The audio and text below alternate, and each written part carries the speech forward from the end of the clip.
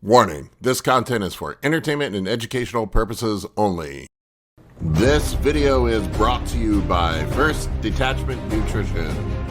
Battle tested, expert formulated.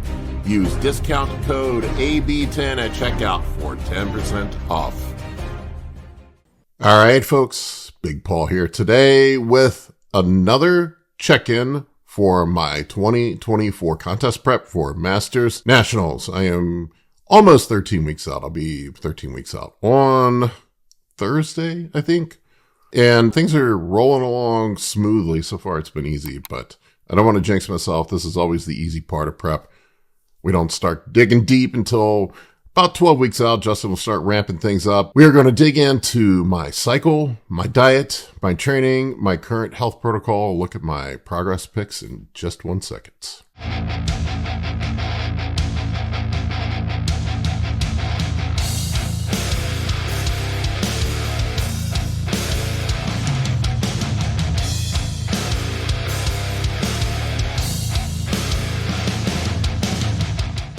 So this has been a weird prep. I have never had a prep where I gain weight and get leaner.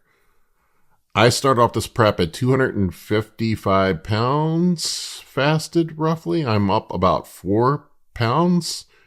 My daytime weight is up to 265. I think it was almost 266 when I weighed in at the gym last night. This has been wild. I've been getting leaner and harder at the same time. I think what the difference is, it's a little bit misleading because I was essentially doing TRT or TRT plus in the off season. I was running 250 milligrams a test with just a sprinkle of Primabol and 100 milligrams a week of Primabol. And I was using that for estrogen management more than anything rather than using an AI. And 4 or 5 units of GH roughly a day, somewhere in that range, probably closer to 4. It's what I was running for about 4 months. And then I started ramping things up a few weeks before prep started up to the big doses I'm at now. But this is the first time where I've ever taken this really long of a break from running big doses. I think about 4 months I was on that. And for a while, it was just TRT. It was just 250 milligrams a test. And then my estrogen started getting a little weird. Gyno was flaring up, so I threw in the Primabol just to deal with that more so than anything, not to really get anything out of it. 100 milligrams of Primabol is not really going to do shit for you, to be honest with you, but I would rather take that than run an AI. I guess an AI is an appropriate response to ultimately end up adding an AI in anyway. But that's sort of where I'm at. It's been weird. My weight's been going up. My body fat has been getting lower, and I think it's just a recomping effect from throwing the PEDs in. I didn't really let myself get fat this off season. I never got any higher than 15 pounds over my stage weight, which really, a lot of that's water depletion. I mean, I was 239 the day I weighed in, and then I think 3 days after the show, I was back up to like 247. So I only put on like 7-8 pounds of additional mass. I'm sure some of it was fat because I wasn't, for the first time in probably 6 or 7 years, following a structured diet in the off season. That was a first for me. I just get tired of eating. I really don't eat that much. So sort of my off season this year, or when I took a break, don't get me wrong, I was still training hard. I was in the gym 6 days a week. I was still going out training hard. Nothing slowed down with my training. I just kind of took a break from the PEDs and from the eating. My diet was like 3 bodybuilding meals per day and then just 1 meal of eating whatever. I would occasionally get the 2 double cheeseburgers or 2 McDoubles from McDonald's post-workout. But when you look at the calories on that, it's only like 800 calories. It's not anything crazy from those 2 McDoubles. Sometimes I would pick up Chipotle, but I'd keep it lean. And then like once or twice a week, I'd go out and have a higher calorie cheat meal with my partner. And I just kept it simple this off season. Didn't weigh or measure anything. I'm pretty good at eyeballing stuff. If I were to guess, I was probably, with the bodybuilding meals that I was eating, probably around 60 grams of protein, 75 grams of carbs. And then I would have my whatever meal at the end of the day. And I would always try to make sure that there was some sort of protein in it. I wasn't like hammering ice cream or eating donuts or doing stupid shit like that. I would usually, if I were to go off menu, I would just get cheeseburgers. I have an affinity for cheeseburgers. But most of the time, it was just, I wouldn't say every day I was grabbing something out. It was 2 or 3 times a week. And one of those meals would be a higher calorie meal. And then otherwise, it was just 4 essentially meat and rice meals. Unmeasured meat and rice meals is what I was eating in the off season. So probably my calories are actually up on the contest prep diet. So that's probably why I'm filling out a little bit from where I was at before. We'll dig into the diet here in a little bit. My height, for those of that you care, is 6'1 3/4. I'm just a hair under 6'2", which sucks for classic if I wanted to do classic, because if I went up to 6'2", I'd be in the higher cutoff weight and maybe could make classic.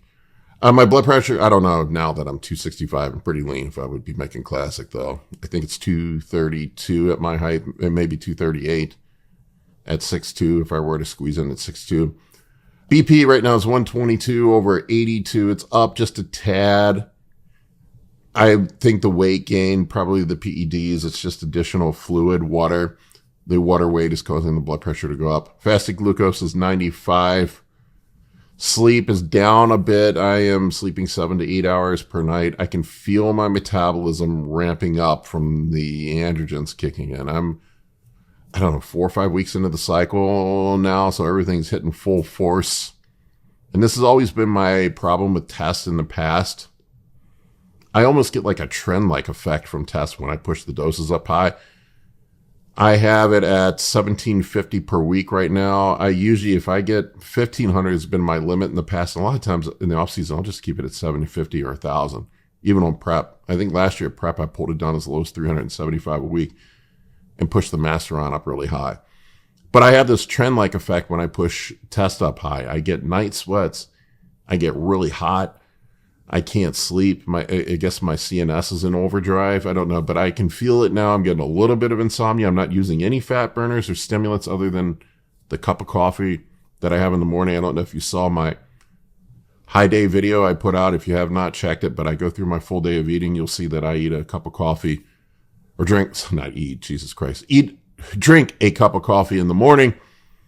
So it's pretty straightforward without it. Once in a blue moon, I'll do half a scoop of the pre-workout, the WTF pre-workout from First Detachment, but that is very rare and on occasion. I only do that, I don't know, once a week, maybe twice a week. On leg day, sometimes I need a little extra kick in the pants, or if I've had a long day at work and I haven't slept well, I'll do that, but I very rarely use stimulant-based pre-workouts. I just don't like them. I don't like the way that makes me feel, and it affects my sleep negatively. Health overall right now, I mean, you can hear me, I'm breathing a little hard. My allergies are really bad. I have a deviated septum, too, on top of it. So I'm a mouth breather. People get, like, oh my gosh, your breathing is very heavy. Well, that's why. My pec is still grumpy. I think I partially tore my pec a few years ago, a year and a half ago, doing incline benches, and it's just, I can just feel it. It's a little off right now, so I'm trying to be careful with it. I'm not pressing as heavy as I normally do. Just being careful not to tear it, because a lot of times when things feel wonky, I end up having tears afterwards. So that's sort of where that's at right now. Progress pics. I actually shaved all the hair off this week and got a tan, and I'm way leaner than I thought I was. Yay. Pretty good spot for being 13 weeks out. These are actually from last week. I'm a bit leaner than that right now. This is from last Thursday, so this is almost a week old, this picture by this point. You can see me from the back. That's where I carry my fat. You can see my back doesn't... It's my lower back and just all my back is where I carry my fat. It's really weird. I don't carry much on my glutes. I don't carry much on my legs. My legs stay really lean. You see my hamstrings around, and they're veiny. This was from a gym pic. This was an in the gym pic, so you can see the difference between the shitty home lighting check-in pictures versus the posing room lighting. I always tell people, when you look good in your home check-in pics under the shitty lighting, when you look ripped in those, you're ready for the stage. Everybody looks more ready for the stage under the posing lights than they do in the home check-in lights. You always are going to look better in those. People always tell me, Coach, I look better at the gym. And I'm like, I know what you look like at the gym. I know what I look like at the gym. But I'm telling you, Justin Harris said it one time, Ronnie Coleman looks like Ronnie Coleman in his check-in pics. So you can see here, side chest. I definitely have broadened up my hamstrings. I worked really hard to bring up my hamstrings and glutes this past year. So I definitely have more hamstring. This here, like you'll notice it doesn't hang. That has nothing to do with hamstring size. I have a hard time. I don't know what I need to do to get my brain to relax my hamstring on that side pose. I always contract it and then it looks like it's smaller. If I can get it to relax, it will hang a bit. So you can see I'm very happy with the progress. I've never been this lean or this big 13 weeks out. So I'm 13 weeks out at, I don't know where my body fat is, probably 10%, 11%. So, probably need to get down 15, 20 pounds to be stage ready. So that would put me on stage at 245. That sounds about right. Last year I was on stage at 239. So that would be 5 to 6 pounds up from last year. We'll see. I'm just speculating, doing the math here. So don't know, don't care. Wherever I look the best is where we're going to get on the stage at. Justin lowered my food just a little bit this week. We lowered the medium days. He dropped 25 grams of carbs from meal 1 and meal 2. Total macros for that day, I am down to 3,400 calories. I really start losing weight after 3,800 calories, or losing body fat. I'm doing 370 grams of protein, 375 grams of carbs on that day, 47 grams of added fat. I do not count trace macros. I'm not counting the carbs from the rice. I'm not counting the 2 or 3 grams of fat that's in the chicken breast. That is not being counted. It doesn't matter. It's all relative. If you want to go back, as I mentioned before, you can see my full high day of eating. If you're curious what it looks like, I have a video up for that. Right now, my high day total is 940 grams of carbs, 330 grams of protein. I have the cheat meal, assumed a 1,500 calorie cheat meal. Total calories for the day is 5710. Justin gives me leeway to have a 1,500 calorie-ish, if I can fucking speak, cheat meal. So yeah, I'm somewhere around 6,000 calories on my high day. It's 1 day per week. Generally, it's done on a leg day. The way my schedule shook out last week, I ended up having to do it on a chest day. I try to line it up to where I can go to a cheat meal with a friend or my partner. Low day is any day I don't train. It's 1 day per week. I do 360 grams of protein, 300 grams of carbs, 60 grams of added fat for a total of 3,180 calories. So really that 400 calorie or so difference between that and the medium day is really probably just going to offset the energy expenditure from the lifting workout. The diet is sort of self-regulating. Current PEDs, this is where people flip their heads. These are daily doses, not weekly doses. I am doing 250 milligrams of testosterone per day.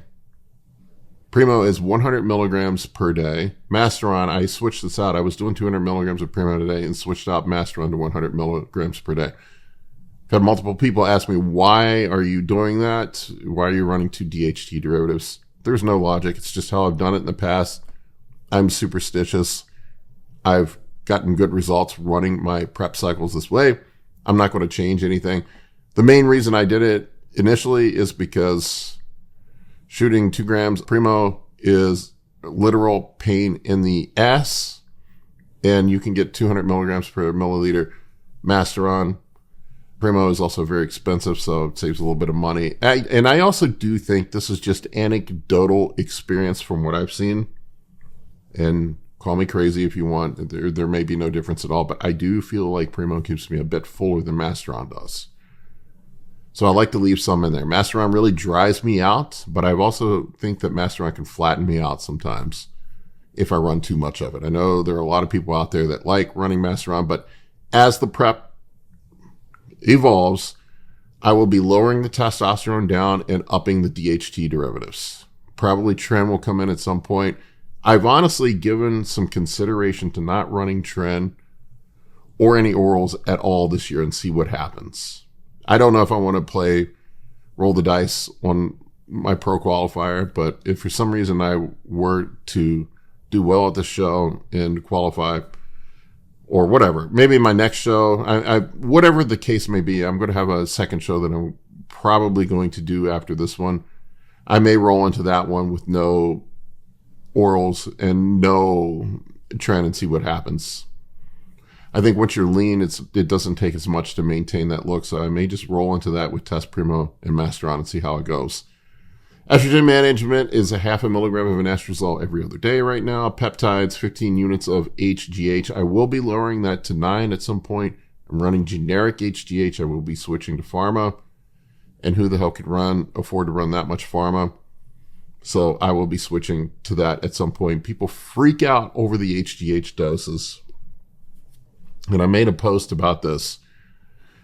I don't know where the arbitrary numbers that bodybuilders come up with for HGH dosing came from. If you look at the therapeutic dosing of Serostim, it's 18 units for HIV patients. I think it's something like over 125 pounds. And so I feel like these doses that bodybuilders came up with were just made up and largely financially motivated because they just couldn't afford to take more. I've also heard that some of the bodybuilders from the 90s would lie about their doses just to throw other people off. I don't know. I talk to a lot of people, and most people that I talk to are running higher doses of HGH. Some are running less, some are running more. And I've seen a big difference with running the higher dose of HGH. People talk about acromegaly and other things like that. I mean, you would have to run some seriously high doses to get acromegaly. And I know people are pointing at my head, my nose, like they're gigantic. Dude, they were gigantic beforehand. My father his head looks like a big toe, and he's got a nose the size of a watermelon. Same thing with my grandfather. It's genetic. I was wearing, when I was younger in my early 20s, a long story for you. Well, actually, short story. I used to ride a lot of motorcycles, and I had to special order my motorcycle helmets because they didn't make them big enough. I had to get a triple XL motorcycle helmet because my noggin is so big. I can't find fitted hats that fit me. I have to special order fitted hats that fit me. My head was like that long before I ever took HGH. Insulin, I run Humalog on the high days only. There's another controversy this week. I stirred up. I said, why in the fuck are people running insulin on contest prep or in calorie deficits? I don't think people fully understand how insulin works. For me, the whole purpose of leveraging insulin is to be able to push food harder. And we're not pushing food hard right now. When you're in a calorie deficit, there's really no point in taking exogenous insulin on maybe a refeed day or a high carb day. It's going to blunt fat burning, and it also seems to, not that it's going to stop fat burning. Ultimately, fat loss is about net energy balance, but it's sort of like rowing upstream. I just don't know why you would take. Plus, you're lowering your carbs. Your insulin sensitivity is going to be improving from losing weight, and you're in a calorie deficit. Why would you risk running insulin in that situation? I also think guys just bring a better look to the stage when they cut the insulin out on prep. You maybe use it for a loading day, but that would be it. I've heard other top coaches, I think it was Hani Rambat, I'm pretty sure that he said that he does not run insulin with his guys on contest prep, and nobody gets people more ripped than he does. It seems to me to run counter to the purpose of fat loss or the contest prep phase. Our goal during the contest prep phase is to get as lean as fuck. No fat burners right now. That'll probably be changing soon. We'll add in some clean and maybe an ECY stack. Current health supplements. I'm going to do a video up on my health supplement stack. People wanted me to do this, but berberine on high days. I run the Suppressor Max product from First Detachment. You can use discount code AB10 to pick it up there. General health. I run a whole food multivitamin twice per day. People get upset that I don't eat vegetables. They upset my stomach. I get my micronutrients from a greens powder and the whole food multivitamins and other supplements I take. People are worried about being a micronutrient deficient. You don't see many Western people that are micronutrient deficient. You just don't. Maybe it's possible in contest prep when you're starving yourself. I take 2,000 milligrams of vitamin C, 5,000 units of vitamin D. I think it has K2 in it. Cardiovascular health, 3,000 milligrams of fish oil for DHEA and EPA, and 2,000 milligrams of flax oil for that as well. So a total of 5 grams of those oils per day. 1,000 milligrams of quinol CoQ10 for heart health. 1,200 milligrams of citrus bergamot per day for cholesterol lowering effect. And same thing with the 1,200 milligrams of red rice yeast extract, if I can pronounce that properly. Liver health, I take milk thistle and tonka. No NAC right now. NAC seems to be one of those things that you probably just want to run in short spurts, from what I understand from talking to people that are in the know. For kidney, I run the Renal Reset product from First Detachment. You can pick that up as well with discount code AB10. They also have a liver health product that works very, very well called QRF. You can pick that up as well. Digestion, I run Oxbiol High Days, digestive enzymes, and psyllium husk nightly. I take just some Metamucil. I don't need any fancy psyllium husk powders. RX Meds, currently on telmisartan, 40 milligrams. I had some people tell me when I posted my blood pressure up while running 3 grams a gear. People were saying, there's no way your blood pressure is healthy. And I posted it up. It was 120 over 79 or whatever it was.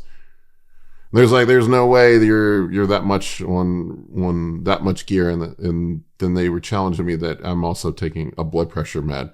Well, that doesn't count because you're taking a blood pressure med. The numbers are what they are, dudes. It doesn't matter that I take a blood pressure med. I think it's something like 1 in 5 adult males over the age of 40, maybe even higher, are on blood pressure meds. And I promise you they're not 1 in 5 are on PEDs. People are like, oh, it's okay to take Tren, but by God, you're a cheater if you take a blood pressure med. This logic does not resonate with me. I don't understand it. Obviously this is something you should work with your doctor on. I'm prescribed this from a medical doctor. Training right now, I run an RP style-ish PPL sort of program. My current split, it's not a true PPL because I only do chest and I only do shoulders once a week. I used to do both of them twice a week, and the reason I have changed that up is because my shoulder is completely screwed up, and I have to be careful with how much volume I throw in pushing movements at my shoulder. Otherwise, my shoulder starts getting grumpy. I have a torn labrum. So I found that I have to keep the volume a little bit lower on those. My shoulders are a strong point. It seems like I don't need a ton of volume on pressing movements to keep them strong. My current split is chest and tris, quad hams and calves. That's the leg day, the first leg day. Pull. I used to do a vertical and horizontal pulling days. I don't do that anymore. My second push day is delts and tris. Then I do a second leg day that's adductor, glutes, and hams focused. And then I do another pull day. I've been throwing more volume at back during this meso. Over the off season, back was something that the judges told me I needed to bring up. They said I had good width, but I needed to bring more density in. So I've been focusing on adding back density. I've also been focusing on adding hamstring size, which I think I've done both. We'll see how it translates on stage. My current rep scheme, I go to mechanical failure. It is a sort of reps in reserve, but the way I judge it is if I get to my last rep, let's put it this way. My last rep for me is where I start to slow down. If I get to that last rep and I'm like, ugh, I can barely eke it out, that's my last rep. So that's probably like 1 RIR, maybe 2 IR. That's what I do. And for those of you that think that you need to train to failure on every set, I've probably made more progress than just about any human on the planet from age 45 to 50. And I have almost not trained to failure at all during that time period. My volume is, we'll talk about minimum effective volume to maximum recoverable volume. I keep it somewhere in the middle. I used to have a programmed out volume that I would follow, but really during prep, I'm just listening to my body. If I feel good, I'll push a little more volume on some nights. And if I feel like I have no gas in the tank, I'll back off the volume on some nights. But it's somewhere in the 10 to 20 sets per week, per body part, somewhere in that range. Reps in reserve, like I explained that already. Cardio right now, This actually changed. I have 4x12. It's not on there anymore. Justin switched me over to steady state cardio. I'm doing 20 minutes of list 4 times per week. I feel bad for people that have to do a ton of cardio. I just don't have to do a ton of cardio to get lean. When I do a ton of cardio, I end up looking like a marathon runner. My body just wants to be 185 pounds like I was in college again. And I end up not looking good. So I think last year I maxed out at something like 30 minutes of cardio 5 days a week, something like that. Plans and thoughts, diet adherence. I did miss one meal on Sunday. It was not for a lack of want to or discipline or anything like that. I have IBS and my stomach was upset. Last year during prep, I would just push through and eat those meals when my stomach was upset. And I found out what it would do is just trigger an IBS flare up the next day. And then I would spend the whole next day hating myself and on the toilet. So this year I am going to listen to my body. If my stomach is feeling a little bit upset or off, I'm just going to skip that meal. So I skipped one meal. It's not the end of the world. Coach's feedback, he said the body comp, he was surprised at how much my body comp improved in 1 week. Maybe it was just because I shaved the body hair off. And we're going to start ramping up the fat burners and the cardio at 12 weeks out. Justin Harris, my coach, pushes things in that 12 to 4 week window. There's like an 8 week area there. He pushes things hard to get the fat off. And then he'll start creeping things back up around the 4 weeks out, pushing the food back up and fill you out. I am planning on 2 shows. We'll see how I feel, see how things go. Masters Nationals, July 18th. And my backup show is North Americans at the end of August. And that's it. Let me know what you guys think in the comment section below. Thank you for all your support. I've been getting a lot of comments about my progress. I know I complain about the idiots on the internet, but really I get 80 positive comments for every one dingleberry that reaches out. And so you vastly outweigh the one dingleberry. I appreciate each and every one of you, and thank you for all your support.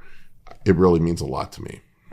All right, folks, I want to take a quick break from this episode to tell you about the new e-course that Kurt Havens and I have put together, The Scientific Principles of Anabolics and PEDs. This is the most comprehensive PED e-course ever put together with over 80 modules, including intros to PEDs, major steroid profiles, competitor off-season cycles, non-competitor cycles, contest prep cycles, HGH fundamentals, insulin fundamentals, side effect management, safer use concepts, fat loss agents, estrogen management, and advanced PED and hypertrophy science. It is the best course out there of its kind. Go check it out. Link is in the video description below. For coaching or consultations, head over to www.anabolicbodybuilding.com to book your spot today. I can help you with optimizing hormones, fat loss, muscle gain, physique, athletic performance, nutrition, and health. For more information, shoot me an email at bigp3rd@gmail.com.